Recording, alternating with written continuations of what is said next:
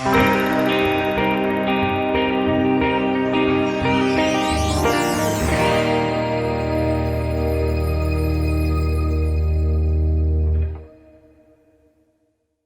a ver un tema que les va a estar resonando en la mente porque hemos estado hablando en fragmentos del tema durante varios domingos, durante ya algunos meses, pero lo que tengo la intención hoy es de traerlo ya todo a congruencia en un solo tema y que pueda estar ya argumentado como un solo tema para que lo tengamos nosotros bien en claro, porque luego siento que hablo poquito sobre algo y no lo explico demasiado y se queda ahí volando. Entonces muchas de las cosas que vamos a estar platicando hoy ya las han estado escuchando, se les van a hacer conocidas. Sin embargo, quisiera que lo asentáramos de manera ya bien argumentada para que lo podamos conocer el tema de mejor manera y que entendamos nosotros también algo muy importante, lo que es el entendimiento de la proclamación del Evangelio como tal. Porque por muchos años hemos entendido la proclamación del Evangelio como traer unos tratados y luego ir a la Liber y luego repartirlos y hacer ganar almas, entre comillas, hacer declaraciones de fe, buscar que la gente haga un tipo de oración mágica y regresamos a nuestra casa sintiéndonos victoriosos porque 3 personas hicieron una decisión por Cristo. Y luego lo apuntamos y voy a llevarme su teléfono y voy a estar orando por usted y lo vamos a estar invitando y vamos a darle seguimiento. Y no es cierto, ahí están los teléfonos guardados, ahí los tiene arrumbados, nunca le habló, nunca lo discipuló, nunca hizo nada por esas personas. Nada más nos quedamos con una falsa satisfacción de una victoria parcial donde pensamos, bueno, pero la palabra, la semilla fue sembrada. Esa semilla ya ha sido sembrada muchas veces y hemos visto el poco resultado que tiene cuando una y otra vez obligamos a la gente a hacer una declaración de fe. Y a veces siento que es más tratar de vender un producto que no cuesta. Entonces la gente dice, bueno, ya para quitarme aquí el vendedor, pues ¿qué tengo que darte? No, pues una oración. Bueno, pues oro una oración que por lo general es muy penosa en lugares públicos y está el otro cristiano orando bien fuerte y la persona que no es cristiana se avergüenza y tiene que orar rápido para que ya se acabe esa tortura y esa persona poder salir corriendo y subirse al carro y espero que nadie me haya visto. Eso es la realidad de lo que pasa, pero no nos ponemos nunca en el lugar de la otra persona. Y creo que tiene que ver con un mal entendimiento de lo que la proclamación del Evangelio significa y entender de dónde viene que nosotros proclamamos Evangelio, que sabemos que significan las buenas noticias, las buenas nuevas, las buenas noticias del reino de Dios. Entonces, el cristiano no tiene el llamado a dar buenos consejos, lo hemos dicho en otras ocasiones. No estamos llamados para aconsejar a la gente. Obviamente lo hacemos y es bueno que lo hagamos, pero no es nuestro mensaje principal. Nuestro mensaje principal es que el reino de los cielos se ha acercado y esa es una muy buena noticia. Esa es una excelente noticia, que por fin se ha hecho la reconciliación entre el cielo y la tierra. Entonces estamos siempre buscando la manera de dar buenos consejos, y hazle así, hazle así, pero no hacemos entender a la gente que había una brecha muy grande entre el cielo y la tierra y ya no existe esa brecha, ya no la hay. Y vamos a ir desglosando un poco históricamente lo que ha sucedido con esto y en qué posición nos encontramos hoy, para poder tener en claro nosotros mismos la esperanza que tenemos y para poder compartir de manera clara a las otras personas la esperanza que ellos deben de tener y no dar falsas esperanzas, sino la esperanza que la Biblia enseña. Vamos a abrir la Biblia en Levítico capítulo 25.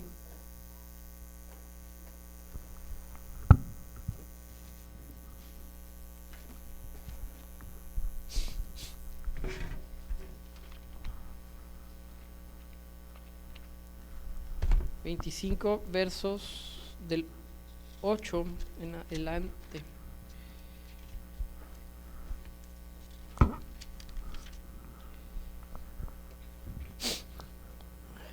Desde el verso 1 vamos a leer, capítulo 25, verso 1 de Levítico. ¿Ya lo tienen? Jehová habló a Moisés en el monte Sinaí diciendo, habla a los hijos de Israel y diles, cuando hayáis entrado en la tierra que yo os doy, la tierra guardará reposo para Jehová. 6 años sembrarás tu tierra, y 6 años podarás tu viña y recogerás sus frutos. Pero el 7º año la tierra tendrá descanso, reposo para Jehová. No sembrarás tu tierra, ni podarás tu viña. Lo que de suyo naciere en tu tierra segada, no lo segarás, y las uvas de tu viñedo no vendimiarás. Año de reposo será para la tierra. Mas el descanso de la tierra te dará para comer a ti, a tu siervo, a tu sierva, a tu criado y a tu extranjero que morare contigo, y a tu animal y a la bestia que hubiese en tu tierra será todo el fruto de ella para comer. Y contarás 7 semanas de años, 7 veces 7 años, de modo que los días de las 7 semanas de años vendrán a hacerte 49 años. Entonces harás tocar fuertemente la trompeta en el mes séptimo, a los 10 días del mes, el día de la expiación, haréis tocar la trompeta por toda vuestra tierra. Y santificaréis el año 50 y pregonaréis libertad en la tierra a todos sus moradores. Ese año será de jubileo, y volveréis cada uno a vuestra posesión, y cada cual volverá a su familia. El año 50 os será jubileo. No sembraréis ni segaréis lo que naciere de suyo en la tierra, ni vendimiaréis sus viñedos, porque es jubileo santo a vosotros, el producto de la tierra comeréis. En este año de jubileo volveréis cada uno a vuestra posesión, y cuando vendiereis algo a vuestro prójimo o comprareis de mano de vuestro prójimo, no engañe ninguno a su hermano. Conforme al número de los años después del jubileo, comprarás de tu prójimo. Conforme al número de los años de los frutos, te venderá él a ti. Cuanto mayor fuera el número de los años, aumentarás el precio, y cuanto menor fuera el número, disminuirás el precio, porque según el número de las cosechas te venderá él. Y no engañe ninguno a su prójimo, sino temed a vuestro Dios, porque yo soy Jehová, vuestro Dios. El Antiguo Testamento, sobre todo en sus primeros libros en el Pentateuco, nos va a hablar de un sistema político, de un sistema de gobierno que se conoce como teocracia, es decir, Dios es el que está gobernando por encima del pueblo. Hay una unión entre lo político, lo civil, lo ético y lo religioso y lo espiritual, es decir, no hay una separación. Originalmente, por lo que leemos en la Biblia, esa era la intención de Dios con la nación de Israel, hasta que Israel con el paso del tiempo empieza a pedir un rey para sí mismos, porque les gustaba el sistema de gobierno de otras naciones. Ahora, el sistema de gobierno de otras naciones era bastante atractivo, porque era un sistema de gobierno tradicional, comúnmente, no tradicionalmente, pero comúnmente lo que se veía en los pueblos cercanos era que se llegaba a prosperar, y sobre todo por medio de la fuerza. Eran reinos que llegaban a pueblos pequeños, robaban, esclavizaban y se hacían más poderosos, y existía, digamos, esa regla de vida, ¿no? Es la ley del más fuerte, era el que sobrevivía. Entonces se veía que algunas personas pues superaban en posesiones, en poderío, en riqueza, en territorio, en extensión a la nación de Israel, porque decían, bueno, se están aprovechando. Y de alguna manera a todos nos es atractivo cuando una persona poderosa está alrededor nuestro, y todos decimos, ay, pues si yo tuviera el poder que tiene, el dinero que tiene, la casota que tiene, el carrote que tiene, de alguna manera siempre el poder es atractivo para el ser humano, y todos estamos de alguna forma persiguiéndolo. La nación de Israel se encontraba en una situación bastante parecida. Los pueblos que estaban alrededor aumentaban sus riquezas, pero a base de la fuerza en esclavizar a otros. Y el sistema de gobierno y político que pone Dios sobre la nación de Israel es uno bastante inteligente, donde les dice en la primera parte del capítulo, van a sembrar, van a dedicarse a vivir de lo que ustedes estén sembrando y cosechando, de eso van a vivir ustedes, van a vivir tus siervos, van a vivir tus criados, van a vivir los extranjeros que moren contigo, van a tener suficiente de la tierra en la que viven para que ustedes puedan solventar sus gastos regulares. Pero luego les dice Dios, al séptimo año, ¿qué va a pasar? Van a descansar, no vas a sembrar, no vas a cosechar, no vas a hacer vendimia. Obviamente en ocasiones, bueno, muy seguido la tierra daba fruto en el séptimo año, por supuesto, porque el ciclo continuaba, pero lo que estaba diciéndole Dios es, vas a dejar ahí todo el fruto. Y curiosamente todo ese fruto que no se levantaba, que era orgánico y que de alguna manera se volvía a la tierra, funcionaba de alguna manera como abono, fertilizaba la tierra, preparaba la tierra para otros 6 años. Posiblemente a la nación de Israel no le pasaba por la mente todo esto. Dicen, pues ni siquiera se está desperdiciando. Pero vemos que hay un sistema de agricultura bastante avanzado, en algunas partes bastante atrasado porque no tenían tecnología, pero por otro lado con bastante sabiduría para esa época. Y se viene a instituir como un mandamiento de Dios dentro del gobierno teocrático. No viene a ser un consejo de agricultura, sino que viene Dios a decirles, en esta nación las cosas son así. Vas a sembrar durante 6 años y al 7º año no te tienes que preocupar porque lo de los 6 años te va a dar suficiente para que vivas ese año. Vas a dejar descansar la tierra. Pero después continúa en la segunda parte, a partir del verso 8, dice, y contarás 7 semanas de años. Ya no está hablando de 7 años, ¿verdad? Ahora está hablando de 7 semanas de años. Ahora, lo que nosotros traducimos como semanas, en la palabra original no es semanas, sino... es una palabra que nosotros decimos semanas, pero es una palabra que habla de 7 días. Vamos a pensarlo de esa manera porque es un poquito más fácil ahorita que entremos más adelante. No, la palabra nosotros la interpretamos como semanas, pero está hablando 7 de años. Entonces, 7 semanas o 7 de años. ¿Sí? Vamos a pensar que está diciendo 7 semanas de años, no está hablando de 7 años, 7 veces 7 años, ahí lo explica ahí mismo, ¿sí? ¿Ok? 7 veces 7 años, de modo que los días de las 7 semanas de años vendrán a hacerte 49 años. En un principio está hablando de 7 años, después está hablando de 7 semanas de años. Más adelante vamos a ver que después habla de 70 semanas de años. Primero estamos viendo 7 años, 7 semanas de años y vamos a ver 70 semanas de años también, ¿sí? Una habla de 7 años, otro de 49 y el que sigue de qué. A ver si me estaban siguiendo el hilo. ¿Cuántos? 490 años. Ahorita vamos a ir viendo cómo aparece primero 7 años, luego 49 y más adelante en otro texto en el libro de Daniel vamos a ver que habla no de 7 semanas de años, sino de 70 semanas de años, las famosas 70 semanas que hemos visto en los temas estos tan alarmistas que de repente nos gusta ver predicaciones de los que si ahora sí el anticristo sí es Trump, ahora sí va a ser, y que Francisco es... Tenemos 2000 años atinándole y se siguen vendiendo los libros y se siguen escuchando las predicaciones y sigues invitando al predicador que te dice que ahora sí tiene contados los días. Entonces aparece el año del jubileo, se le llama, que es cada 49 años o cada 50 años, vamos a llamarle de esa manera. Curiosamente esa cifra de 7 y 7 aparece en muchas ocasiones. ¿Cuándo viene el Espíritu Santo sobre la iglesia en Hechos capítulo 2? ¿Qué festejos estaba dando? ¿El qué? El Pentecostés, que es Penta, de donde viene los 50 días después de la Pascua, o sea, 50 días después viene el Espíritu Santo. Hay siempre un simbolismo que aparece en la Biblia sobre el tema 51 y otra ocasión. Pero aparece algo que se le llama el año del jubileo, que se podemos traducirlo como, en hebreo es la palabra Yobel, que se puede traducir como toque de trompeta, que era una celebración que tenía la intención de regresar a su estado original, a la nación de Israel.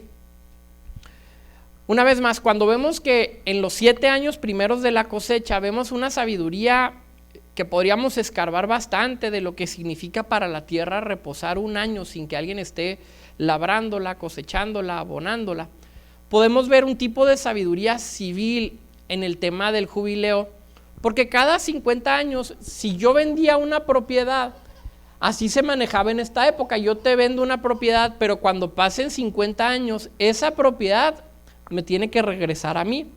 Entonces, lo que se vendía no eran las tierras. ¿Qué es lo que se vendía?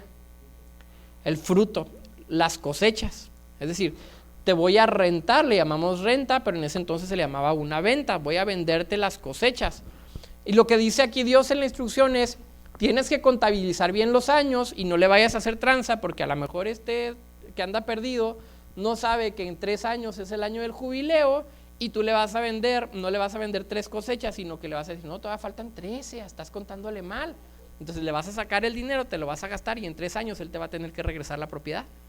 Lo que estaba ocurriendo en esta ocasión era, se estaba previniendo que la gente perdiera, que las familias, que las castas, bueno, no eran castas en ese sentido, pero que las tradiciones familiares perdieran posesiones, perdieran las tierras.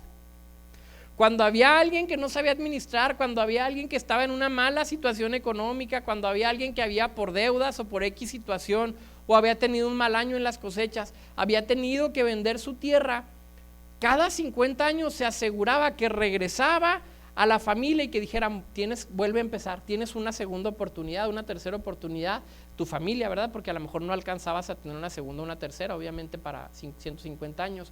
Pero el asunto es que la nación de Israel volvía a recibir sus mismas posesiones y no había un enriquecimiento de unas personas por sobre los demás. Se mantenían todos exactamente en el mismo nivel.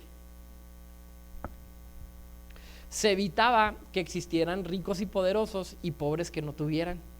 El sistema de gobierno del Antiguo Testamento es sumamente interesante porque propone un sistema político, un sistema económico, un sistema civil y también religioso y espiritual, donde se mantuviera un orden perpetuo.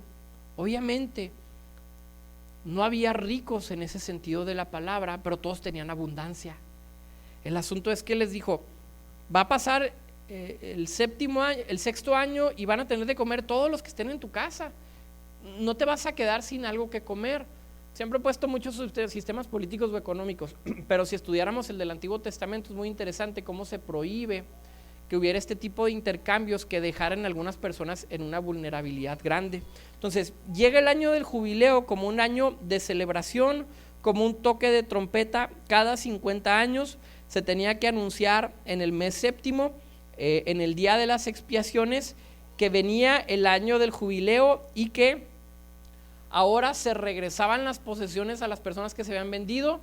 Los esclavos se les ponía en libertad. Si tú habías tenido un esclavo que habías comprado por alguna deuda, si por alguna causa llegaba un extranjero, el concepto de esclavitud en el Antiguo Testamento no es el concepto de esclavitud que tenemos hoy.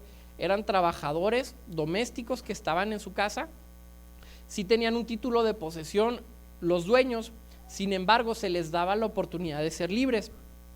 Puedes pensar, bueno, pues todos querrían ser libres, ¿no? Pero el caso es que no todos querrían ser libres. Vivían bastante bien, tenían para comer, tenían una casa, tenían derechos, eran respetados aún por la religión judía. Entonces no todos decidían. Alguno decía, bueno, es que a mí me tocó el año del jubileo y quiero ir a conocer a mi familia que vive allá en Parral. Entonces decido salirme e irme, pero otros decían, pues no tengo ningún lado a donde ir, pues me quedo y aquí sigo trabajando porque tengo cierto tipo de, alguna dignidad dentro del trabajo y de la esclavitud en la que estaba viviendo. El año del jubileo se caracterizaba por las siguientes tres cosas. Número 1, había una prohibición de sembrar y de cosechar. Se iba a comer lo que estuviera guardado durante 6 años y ciertas cosas que pudieras encontrar en el campo o en el camino que no estuvieras tú labrando, cosechando, y eso daba suficiente para tu alimentación. Se dejaba descansar la tierra y la gente, bueno, tendría que confiar en Dios en que le iba a proveer lo necesario. 1 año sin trabajar. Número 2, la devolución de las tierras a sus primeros propietarios o a sus herederos. Es decir, los bienes raíces eran inalienables, no podían transferibles, solamente se podían rentar en ese sentido. Se rentaba la tierra para la cosecha, pero se regresaban a sus propietarios originales. Eso te puede servir a ti, Lalo, para que hagas un sistema así en bienes raíces. Se me hace que no vende. Y número 3, liberación de todos los esclavos israelitas. Podían regresar a sus familias, podían regresar a la tierra de sus padres, podían llevarse a sus mujeres, podían llevarse a sus hijos. Y eso establece Dios para que no hubiera una opresión tampoco sobre sus prójimos, sobre sus hermanos, y que se entendiera que todos tenían la misma dignidad y el mismo nivel de importancia delante de Dios.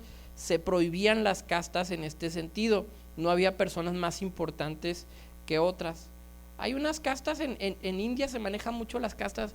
¿Han oído hablar de los grupos de los Dalits, que fueron muy famosos hace unos años, que se hicieron muchos esfuerzos misioneros, porque es la mayor parte de indios que existen, muchos millones de Dalits, y los Dalits son lo más bajo que hay dentro de la sociedad, tanto que no son dignos de prácticamente nada, son tratados como animales, y es preferible matar a un Dalit que matar a una vaca, porque las vacas sabemos que son sagradas. Son más respetadas las vacas, que los Dalits viven en mejores condiciones.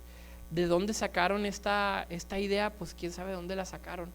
Pero cuando Dios trata de prevenir esta situación, Dios también está previniendo el mal pensamiento del ser humano que siempre tiene.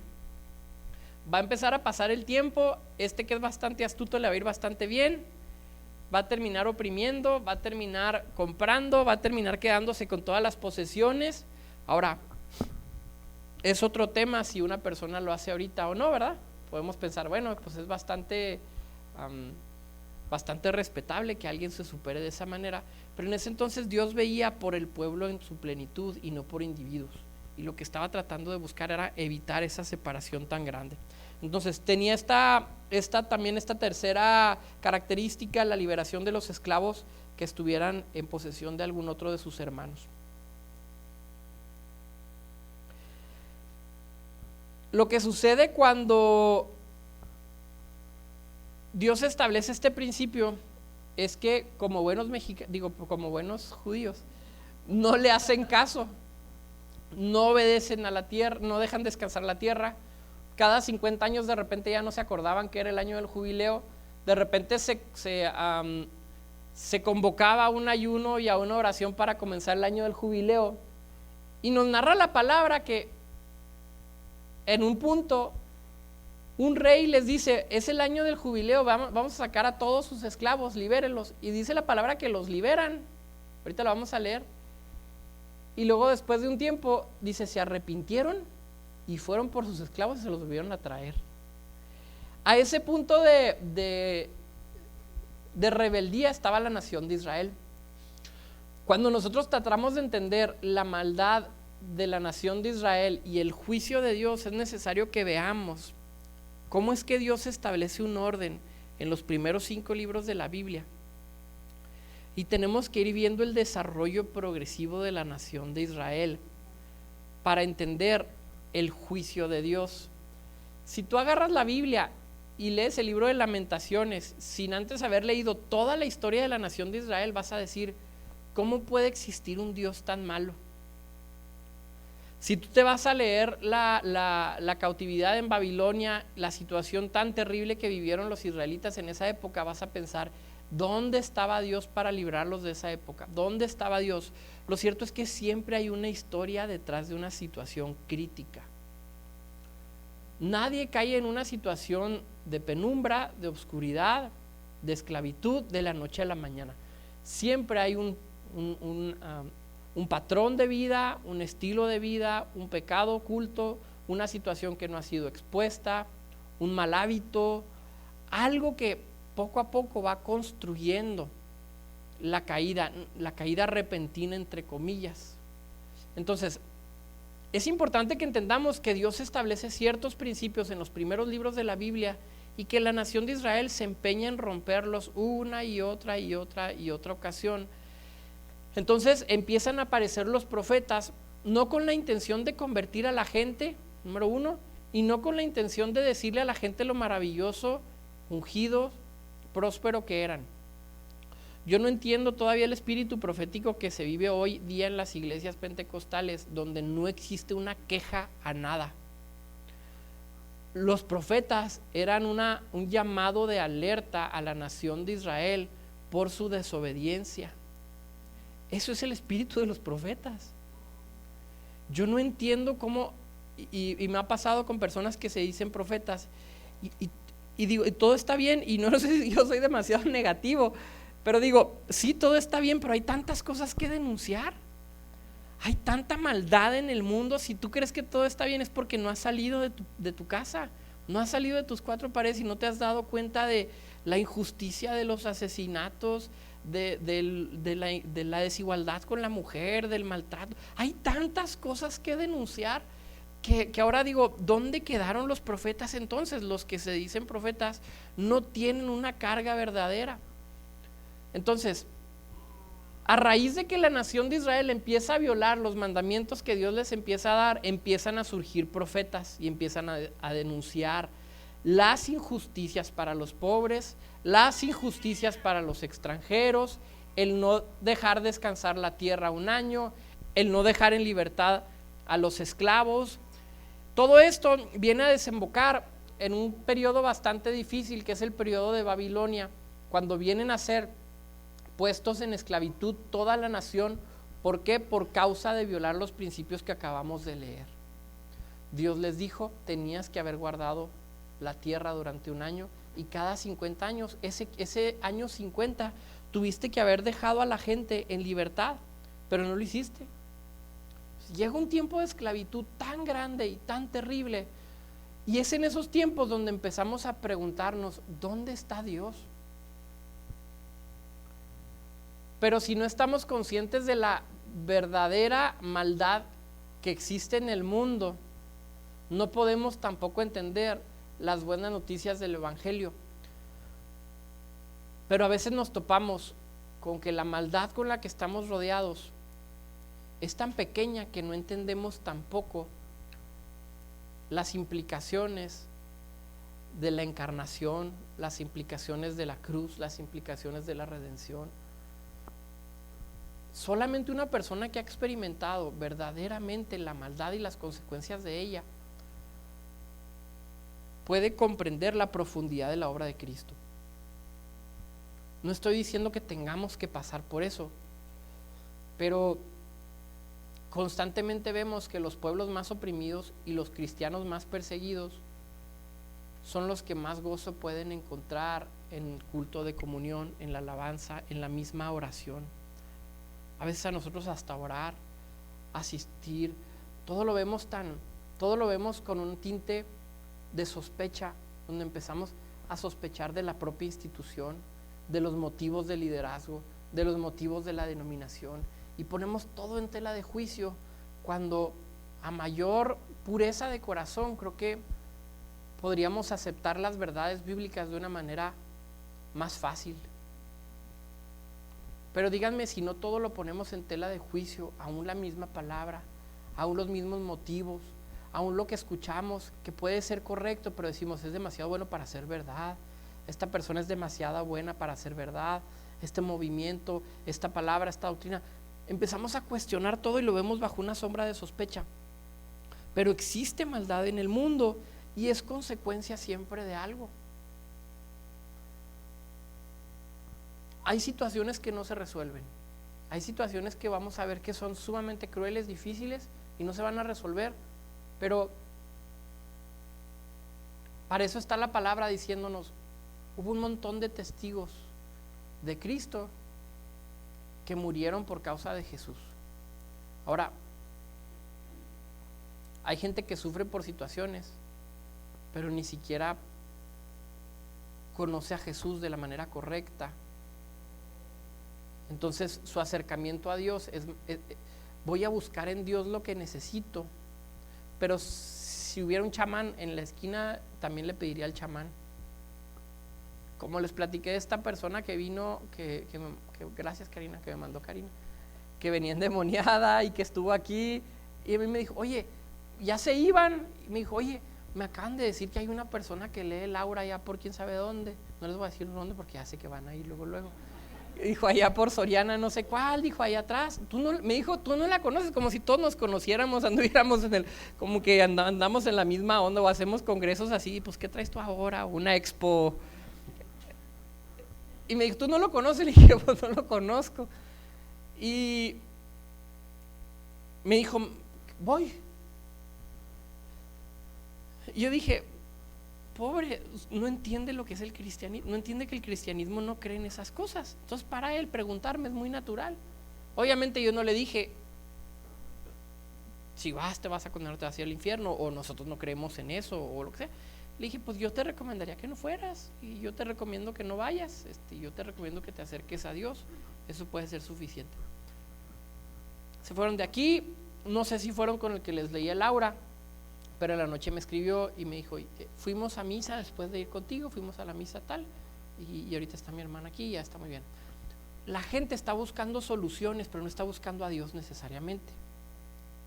Entonces, ahí es donde cometemos el error de decir, te puedo dar buenos consejos, pero la otra es, te puedo presentar a Dios y decirte que su reino está cercano. Y a lo mejor tu situación no se resuelve, pero dentro de ese caos es posible que tengas paz, es posible que tengas contentamiento, gozo. Y batallamos para explicarle a la gente eso cuando nos pasamos de buena gentes. Y a veces sentimos que nosotros somos más compasivos que el mismo Dios y nosotros haríamos las cosas diferentes. Hay un video que estuve viendo el otro día sobre qué pasaría si Dios le diera sus poderes a un ser humano, y sobre todo era un ser humano que renegaba de todo lo que pasaba en el mundo. Decía, Dios te va a dar todos sus poderes durante un día. Y hace muy suave la analogía, el vato quita las guerras, quita todo. Y realmente para hacer eso pasan muchas situaciones, está un poquito complejo, pero lo que me llama la atención es que la primera cosa que tiene que hacer es violar la voluntad del ser humano. Como hombre, ahí están mis poderes, resuelve las guerras, ya no va a haber guerras. De entrada ya había violado toda la libertad que tenía el ser humano, y de pronto el ser humano ya no era un ser humano y había perdido todas sus características humanas. Entonces, a veces nosotros quisiéramos que las cosas sucedieran de cierta manera cuando no sabemos lo que Dios tiene preparado, pero estamos llamados a presentar a Cristo para que la gente viva en Cristo y por Cristo. Y las otras situaciones, yo pienso que Dios puede trabajar a nuestro favor. Yo creo que cualquier situación que tengamos la presentamos delante de Dios, es algo que la Biblia enseña, pero también he visto que no siempre se resuelven esas cosas, por más terribles que sean. Sin embargo, la gente puede tener plenitud. Por eso vemos que los mismos mártires, llenos del Espíritu Santo, en las hogueras, algunos los quemaban con aceite hirviendo. En medio de esas situaciones cantaban alabanzas, cantaban himnos, recitaban la palabra y murieron con una plenitud de gozo que únicamente se puede experimentar de manera sobrenatural cuando Cristo es Rey verdaderamente sobre la vida de cada uno de nosotros. Entonces empiezan a aparecer los profetas a llamar a la gente a regresar a los estatutos que Dios había puesto. Vamos a ir a Daniel capítulo 9, porque se introduce un nuevo concepto que le podemos llamar nosotros jubileo de jubileos. Vimos que al séptimo año se tenía que dejar descansar la tierra, al año 50 se tenía que dejar en libertad a todo mundo, se regresaban las tierras, etcétera. Pero cuando aparece Daniel tiene muchas preguntas en su mente, precisamente como a veces nosotros las tenemos, porque estaban pasando por una situación sumamente difícil. ¿Se acuerdan que Daniel es llevado en cautiverio y lo llevan junto con sus amigos a vivir en la casa del rey? ¿Se acuerdan? Ahí con los príncipes, y lo educan bastante bien, y era un tipo bastante inteligente. Y empieza a crecer y aparecen las historias del foso de los leones, y Daniel empieza a crecer en sabiduría y en Dios, y empieza a darse cuenta que había personas que habían hablado de los tiempos en los que estaban viviendo. ¿Cómo es posible que el pueblo de Dios esté viviendo en una esclavitud tan terrible? ¿Cómo es posible que sean esclavizados? Una pregunta que nos hacemos nosotros constantemente. ¿Cómo es posible que un cristiano, cómo es posible que una buena persona, cómo es posible que que ni la debe ni la teme, le pasen cosas tan terribles? Por hablar de un tema muy difícil, pero el que nunca se va a apartar de nosotros, el tema de la muerte. La muerte viene en un 2x3, puede venir de manera repentina. Yo no sé por qué iba pensando en eso cuando íbamos a Exus, pero iba muy nervioso, y fue por culpa de Priscila que no vino, por eso la menciono. Pero me dijo, oye, entonces sí se van a ir a Exus. Y luego yo, pues sí. Y se quedó muy callada, y le dije, ¿por qué? ¿No les dijeron hoy, Paloma? Le dije, no, ¿qué pasó? Pues es que ahora que ellos regresaron a Exodus, los pararon un retén de narcotraficantes con pasamontañas armados y no sé qué. Dijo, de hecho mis tíos iban a venir a Exodus este mismo fin de semana y decidieron mejor quedarse. Yo me quedé muy serio. Un día antes yo le había dicho a Areín, le dije, no nos vamos a ir en el carro, nos vamos a ir en la camioneta para caber mejor. Le dije, pero no la vamos a meter hasta el rancho. Le dije, van a ir por nosotros a Madera. Le dije, no te preocupes, no la vamos a maltratar. Y me dijo, no me preocupa que se maltrate, me preocupan los narcos porque me dijeron que anda hasta muy peligrosa la cosa. Yo no sé por qué iba pensando en eso en el viaje. Entonces ya cuando te empiezas a acercar a Madera, empiezan a estar los narcos, los retenes de los narcotraficantes vestidos de policía según ellos. Y yo no sé por qué a mi mente se me vino, ¿qué te hace a ti diferente a todos los cristianos que han muerto por causa de su fe?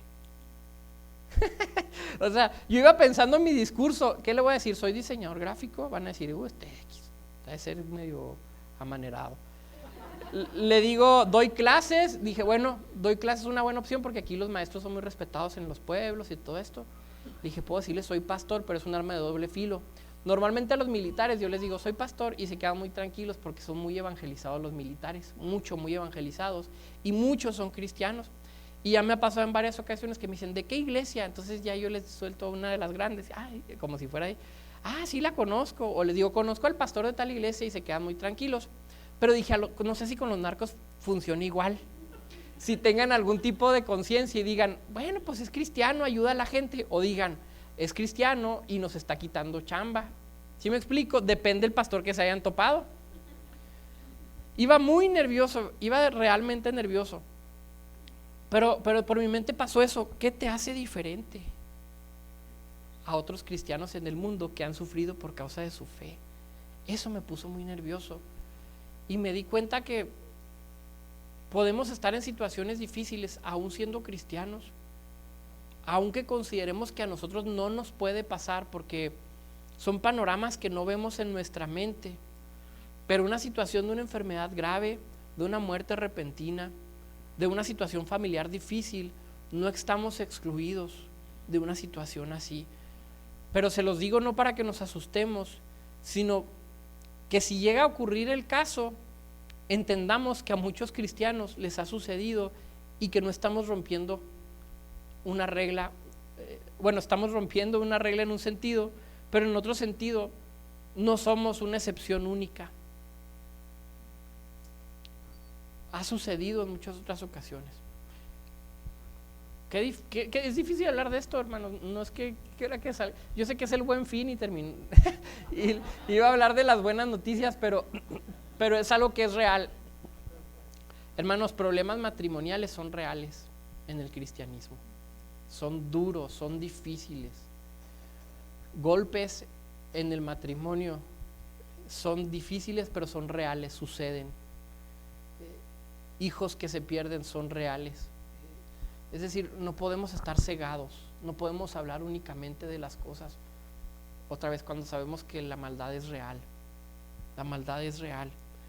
Entonces, Daniel estaba en la situación de cautiverio y empieza a orar. Empieza Daniel a hacerse algunas preguntas precisamente. Oye, pues somos el pueblo de Dios, ¿qué está pasando? Deberíamos de estar viviendo si Dios dijo que nos iba a bendecir, si Dios dijo que teníamos muchas bendiciones, si Él nos iba a guardar, si Él es todopoderoso, si Él es omnisciente. ¿Qué está pasando? Capítulo 9 de Daniel. Dice en el verso 1, en el año primero de Darío, hijo de Asuero, de la nación de los Medos, que vino a ser rey sobre el reino de los caldeos, en el año primero de su reinado, yo, Daniel, miré atentamente en los libros el número de los años que habló Jehová al profeta Jeremías, que habían de cumplirse las desolaciones de Jerusalén en 70 años. ¿Qué estaba leyendo Daniel? Estaba leyendo al profeta Jeremías. Vamos rápido a Jeremías capítulo 25, verso 1, y vamos a ver a lo que se está refiriendo, aunque lo que le interesaba a Daniel era saber el número de años que iban a estar en cautiverio. Jeremías 25, versos del 1 al 11. Dice, palabra que vino a Jeremías acerca de todo el pueblo de Judá en el año 4 de Joacim, hijo de Josías, rey de Judá, el cual era el año 1 de Nabucodonosor, rey de Babilonia, en el primer año del cautiverio. La cual habló el profeta Jeremías a todo el pueblo de Judá y a todos los moradores de Jerusalén, diciendo, desde el año 13 de Josías, hijo de Amón, rey de Judá, hasta este día, que son 23 años, ha venido a mí palabra de Jehová, y ha hablado desde temprano y sin cesar, pero no oísteis. Y envió Jehová a vosotros todos sus siervos los profetas, enviándoles desde temprano y sin cesar, pero no oísteis, ni inclinasteis vuestro oído para escuchar. Una y otra vez te fue dicho, hermanos, una y otra vez el Señor, domingo tras domingo, martes tras martes, miércoles, viernes, nos dice algo que tenemos que prevenir, que no estamos previniendo, y en ocasiones hacemos oídos sordos, una y otra ocasión. Verso 5, cuando decían, volveos ahora de vuestro mal camino y de la maldad de vuestras obras, y moraréis en la tierra que os dio Jehová a vosotros y a vuestros padres para siempre. Es decir, y no se los van a llevar en cautiverio los de Babilonia. Verso 6, y no vayáis en pos de dioses ajenos, sirviéndoles y adorándoles, ni me provoquéis a ira con la obra de vuestras manos, y no os haré mal. Pero no me habéis oído, dice Jehová, para provocarme a ira con la obra de vuestras manos, para mal vuestro. Por tanto, así ha dicho Jehová de los ejércitos, por cuanto no habéis oído mis palabras, he aquí enviaré y tomaré a todas las tribus del norte, dice Jehová, y a Nabucodonosor, rey de Babilonia, mi siervo, y los traeré contra esta tierra y contra sus moradores, y contra todas estas naciones en derredor, y los destruiré, y los pondré por escarnio y por burla y en desolación perpetua, y haré que desaparezca de entre ellos la voz de gozo y la voz de alegría, la voz de desposado y la voz de desposada, ruido de molina y luz de lámpara. Toda esta tierra será puesta en ruinas y en espanto, y servirán estas naciones al rey de Babilonia 70 años. Les habían estado advirtiendo los profetas una y otra y otra y otra ocasión, hablándoles acerca de su pecado para que conserven las promesas. Y les profetiza, pero va a venir Babilonia y se van a quedar por 70 años. Daniel estaba leyendo este pasaje de Jeremías porque se estaba acordando y empieza a hacer los cálculos y dice, yo había escuchado que Jeremías habló de unos años, yo había escuchado que Jeremías había dicho cuánto tiempo íbamos a estar nosotros esclavizados, y se puso a leer y dijo, son 70 años. Daniel empieza a hacer cuentas, Daniel empieza a decir cuánto nos faltan. Sin embargo, al profeta Daniel se les revelado una verdad todavía más grande de la que él estaba esperando. Continúa Daniel, verso 3, capítulo 9. Y volví mi rostro a Dios el Señor, buscándole en oración y ruego, en ayuno, cilicio y ceniza. Y oré a Jehová mi Dios e hice confesión diciendo, ahora Señor Dios grande, digno de ser temido, que guardas el pacto y la misericordia con los que te aman y guardan tus mandamientos. Estaba leyendo este verso ayer, decía, yo nunca me he escuchado orar de esa manera. La reverencia que Daniel tiene por Dios, nuestro concepto de Dios está tan diluido que no nos atrevemos a decir, Señor, no voy a cuestionar lo que esté sucediendo, creo plenamente en ti y sé que eres Dios y tengo que acercarme a ti con mucho temor. En nuestra cultura, que es tan cuestionable, que le gusta cuestionar todas las cosas, aún cuestionamos el mismo concepto de Dios, y nuestra oración lo refleja, nuestra alabanza lo refleja una falta de entendimiento, de temor, de reverencia hacia Dios. Y digo, ¿qué oración de Daniel? Este hombre creía que Dios era Dios. ¿Me explico? Su concepto de Dios era mucho más alto que el nuestro. Su entendimiento de Dios era mucho más alto que el que a veces tenemos nosotros. La manera en que ora, Dios grande, digno de ser temido. Hoy decimos, bueno, pero ¿por qué? Si es Dios, ¿por qué se le va a temer? Y ahí hacemos un post en Facebook y lo hacemos. Él no cuestionaba a Dios. Si es Dios, es digno de ser temido. Si es verdaderamente Dios, digno de ser temido, que guardas el pacto, la misericordia con los que te aman y guardan tus mandamientos. Hemos pecado, hemos cometido iniquidad, hemos hecho impíamente y hemos sido rebeldes y nos hemos apartado de tus mandamientos y de tus ordenanzas. Hoy veo mucho más cuestionamientos acerca de Dios que reconocimiento de nuestro propio pecado. Antes de estar cuestionando tanta cosa, a veces creo que tenemos que vernos, y lo he estado hablando en varios domingos, vernos a nosotros mismos. Vernos a nosotros mismos antes de ver a la institución, antes de ver a otros hermanos, antes de ver al gobierno, antes de ver a Trump. Voltea a verte a ti mismo. Considera tu propio pecado. Un poco más adelante,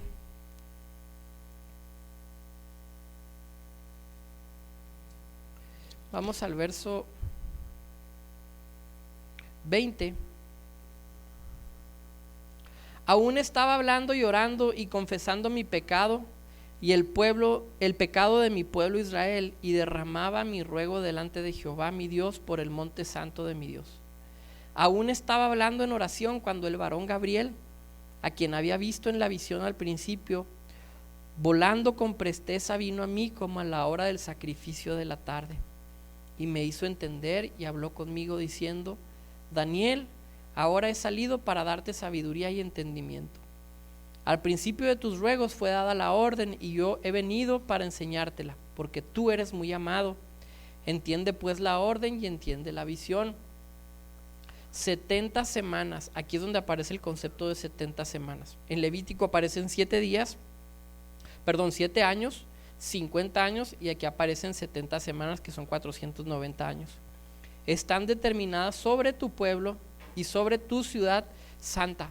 Estaba orando, él había visto que Jeremías decía 70 años, y luego viene Gabriel y le dice: no son 70 años, son 70 semanas de años. Es decir, son 70 por 7, son 490 años. Es lo que viene Gabriel a decirle. El asunto es que Jeremías estaba hablando en el sentido histórico. A los 70 años, históricamente, la nación regresa a Jerusalén gracias a Ciro, rey de Persa, que los deja en una libertad parcial. Pero cuando viene Gabriel le dice: no te preocupes tanto por los años que vas a estar en Babilonia. El problema es el pecado en el cual está envuelta la nación.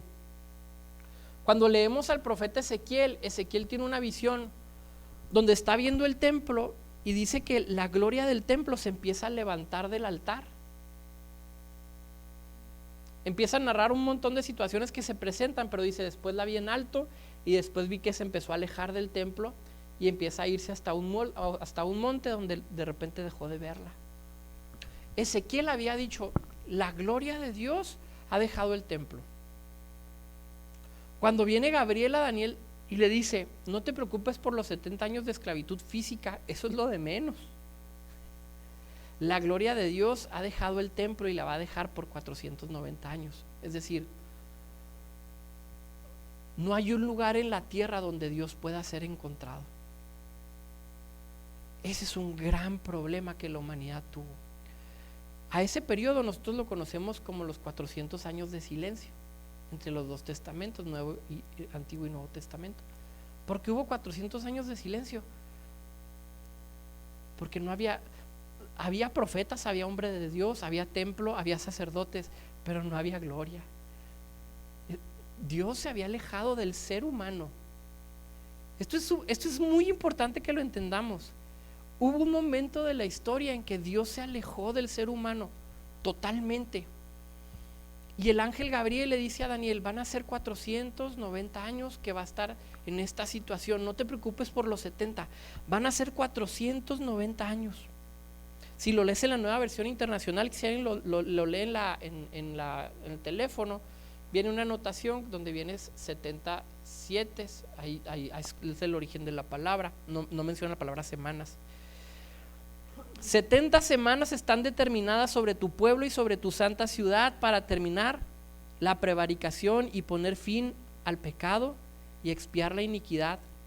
Y luego vienen las buenas noticias para traer la justicia perdurable y sellar la visión y la profecía y ungir al santo de los santos.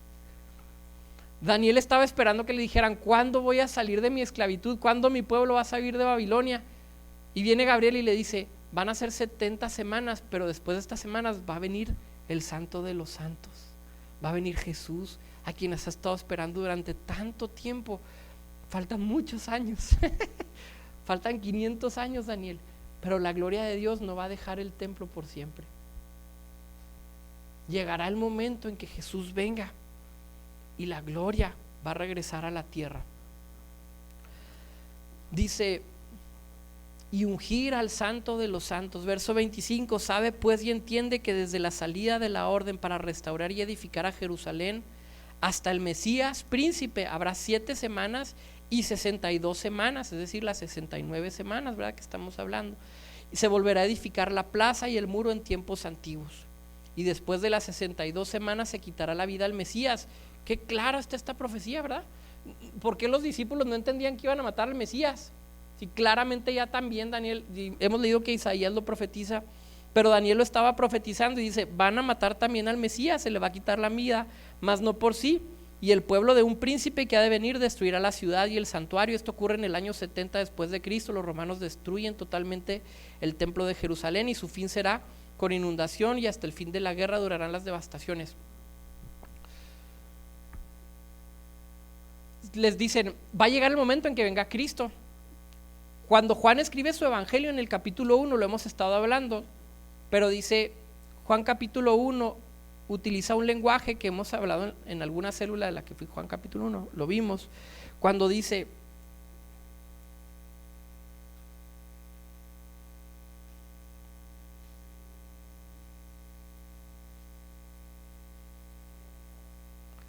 el verso 14 del capítulo 1 dice, y aquel verbo fue hecho carne, y estas palabras que las hablamos en aquella célula, y habitó entre nosotros, y vimos su gloria, gloria como del unigénito del Padre, lleno de gracia y de verdad. Dos cosas. Cuando Juan está diciendo habitó entre nosotros, lo hablamos, no sé si hablamos del templo en alguna ocasión aquí en la iglesia, pero está diciendo, así como el tabernáculo habitó en medio del pueblo y el tabernáculo contenía la gloria, ahora Jesús habitó entre nosotros.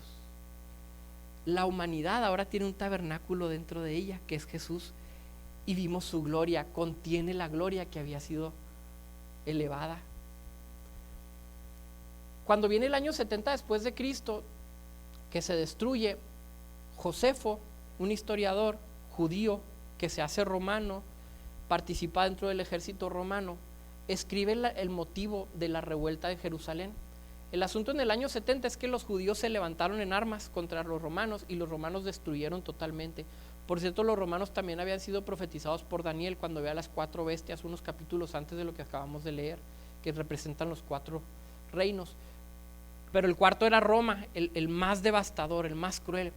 Pero Josefo escribe la causa de por qué se habían levantado en armas los judíos en Jerusalén, y dice, es que hubo un grupo que estuvieron contando las semanas de Daniel y decían, en este siglo ha de venir el Mesías, y empezaron a levantarse. Hubo muchos Mesías después de Cristo, supuestos Mesías, que algunos murieron, los mataron y ahí se quedaron, pero la nación de Israel percibía, ya está por llegar, ya está por regresar. Cuando Daniel presenta las 70 semanas, lo que está hablando, está utilizando un lenguaje de Levítico. Utilizo esta palabra lenguaje para que veamos el paralelismo entre Levítico y Daniel.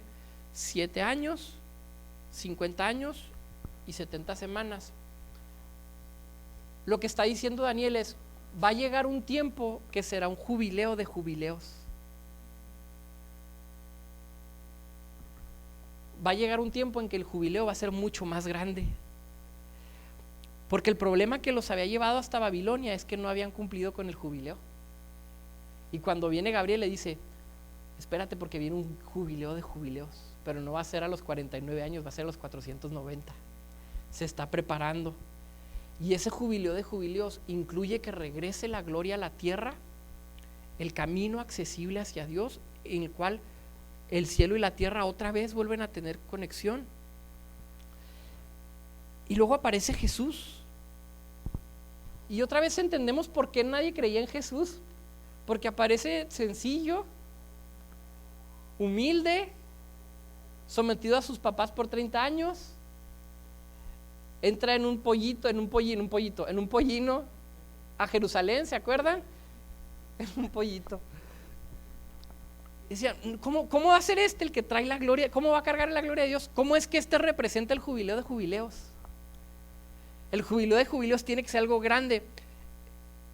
Si Daniel estaba esperando que Babilonia fuera quitada para ser libres, decían, entonces el Mesías va a quitarnos a Roma, que es todavía más terrible que Babilonia y que Persia y que Grecia. Y Jesús viene y cambia todo el concepto de las profecías y hace una declaración importante que aparece en Isaías 61, cuando es bautizado Jesús y va al templo y abre Isaías y dice, el Espíritu del Señor está sobre mí, por cuanto me ha ungido entre varias cosas, y dice, para decirle a todo mundo que ha llegado el año agradable al Señor. Eso es el jubileo.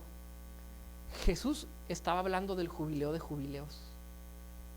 Jesús estaba diciendo, ha llegado el momento en que todas las naciones de la tierra van a escuchar las buenas noticias del reino de Dios. Comencé hablando de que debíamos de entender lo que significan las buenas noticias. Entender las buenas noticias significa entender el jubileo de jubileos que representa a Cristo. Entender que somos proclamadores del mensaje, no únicamente para ganar personas para Cristo cuando creamos que hagan una confesión de fe, pero un texto que revisamos hace algunos domingos, que entendamos el espíritu de Cristo y el espíritu del jubileo. El espíritu del Señor está sobre mí, me ha ungido para dar buenas nuevas a los pobres. A los pobres. Estamos en medio, la iglesia, cuando Jesús les dice, ¿se acuerdan que va una mujer y derrama un perfume y lo tira y lo quiebra y se enoja Judas? El del dinero, ¿verdad? Pues dice la palabra que él era el que manejaba el dinero y es el que se clavaba el dinero y dijo, ay, lo hubiéramos vendido y se lo hubiéramos dado a los pobres. No, si tú hubieras quedado la mitad y le hubieras dado la otra mitad tal vez a los pobres, pero a Judas le interesaba el negocio. Y Jesús le responde, ¿qué le responde Jesús? A los pobres siempre los tendréis entre vosotros. No les está diciendo, siempre va a haber pobreza, vato, dedícate a la adoración. Muchas iglesias entienden así ese pasaje. Siempre va a haber pobres, lo importante es estar con Cristo y allá, porque siempre va a haber, aunque trabajemos por uno. Jesús estaba diciendo, la iglesia y los pobres siempre van a estar juntos, porque la naturaleza de la iglesia es estar entre los pobres. Eso es lo que Jesús realmente le está diciendo.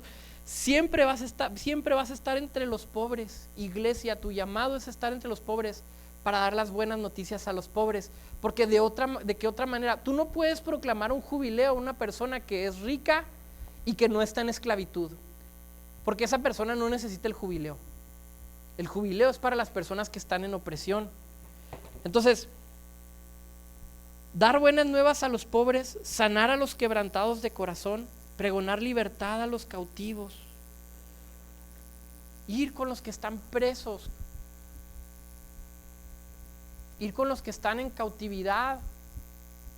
Presos puede ser de un pecado, de alguna condición difícil. Pues podemos obviamente hablar de la cárcel como lo más obvio y lo más claro que debiéramos estar haciendo y decirles, hay libertad en Cristo. Y a lo mejor como a Daniel, no sé cuántos años te falten en la cárcel, pero hay algo más grande, hay una libertad más grande que únicamente Babilonia o Roma. Hay una libertad todavía más. Vista a los ciegos y poner libertad a los oprimidos, a predicar el año agradable del Señor. Cuando la iglesia empieza a hacer estas cosas, se encuentra la vida, encuentra el Espíritu Santo, verdaderamente. Les he contado de personas que van y rescatan, compran esclavos, cuando en Nepal todavía era legal, hace 3, 4 años dejó de ser legal, aunque todavía los existen, pero personas que van y dicen, voy a comprar esclavos y los voy a dejar en libertad. No solamente que pensemos, hermanos,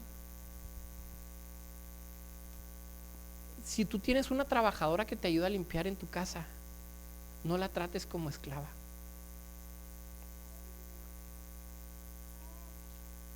Piensa en un salario digno para esa persona. Pero a veces las mismas reprensiones no las vemos para nosotros. No las pensamos que nosotros estamos involucrados en ese mismo sistema. Pero hay gente alrededor nuestro. Si van a limpiarte el patio de tu casa, no les regatees.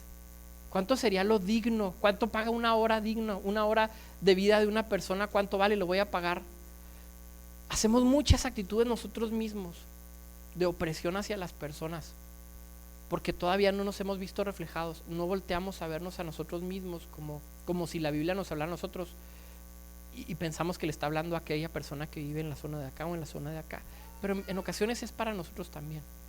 Entonces, entender las buenas nuevas del Evangelio significa entender el jubileo, proclamar las buenas noticias.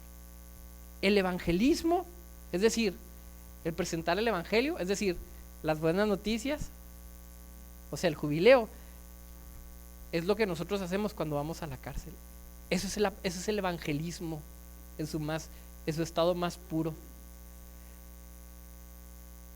Cuando traes buenas noticias a los pobres. Tengo un amigo, Ulises, que ahorita anda, creo que está en Uganda, porque hizo un proyecto con una organización para llevar pozos, para hacer pozos en zonas donde no hay agua potable. Y ahorita está allá, juntó dinero, juntó una organización, le nació, él vive aquí en Chihuahua, se le ocurrió y se fue. Ese es el evangelio en su estado más puro. Eso es una buena noticia para los pobres. ¿Y sabes qué? Para eso te ungió el Espíritu Santo, para ir a hacer pozos a África, no para tirar gente, no tanto para profetizar, no tanto para hablar en lengua, no tanto para el avivamiento, sino para proclamar el año del jubileo, que es práctico también. Es espiritual y es práctico, ¿sí? Quiero que lo entendamos y que como iglesia seamos una iglesia que entiende el jubileo y lo practica. Primero que lo entendamos y lo pongamos por obra. Lo entiendo y lo pongo por obra. Entiendo que estoy llamado a dar buenas noticias a la gente que está oprimida.